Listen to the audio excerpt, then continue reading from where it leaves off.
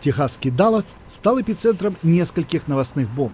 2 медсестры заразились эболой после того, как занимались лечением Томаса Эрика Данкана, гражданина Либерии, который скончался от болезни в больнице Далласа. Свое разочарование допущенными просчетами в четверг выразили несколько законодателей, включая демократа Даяну Деггет.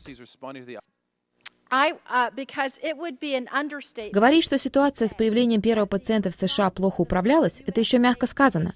Опасности подвергаются многие другие люди.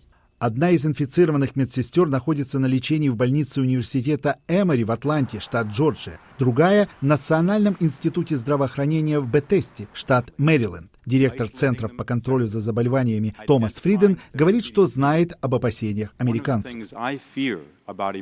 Одна из вещей, которых я опасаюсь в связи с Эболой, это то, что она может получить более широкое распространение в Африке. Если это произойдет, это может стать долговременной угрозой нашей системе здравоохранения и медицинского обслуживания. Несколько республиканских законодателей спросили Фридена и других чиновников, почему президент Барак Обама не вводит запрет на въезд из стран, охваченных эпидемией. Член комиссии поинтересовался у Фридена судьбой одной из заболевших медсестер, которая совершила авиаперелет. Это случилось с медсестрой, которая отправилась в Кливленд, и это меня тревожит. Администрация будет придерживаться этой позиции, что ограничения на поездки не будет. Мы будем рассматривать любые варианты, которые позволяют лучше защитить американцев. Фриден сказал, что если ввести запрет на авиарейсы, люди будут въезжать в США наземным транспортом, и у американских властей не будет возможности проводить проверки на лихорадку и историю путешествий. Позднее, на встрече со своей группой реагирования на ситуацию с Эболой, президент Обама согласился с Фриденом, что запрет на въезд не лучший вариант, но добавил, что он продолжает следить за развитием событий. Мы относимся к этому очень серьезно, на самом высоком уровне, начиная с меня.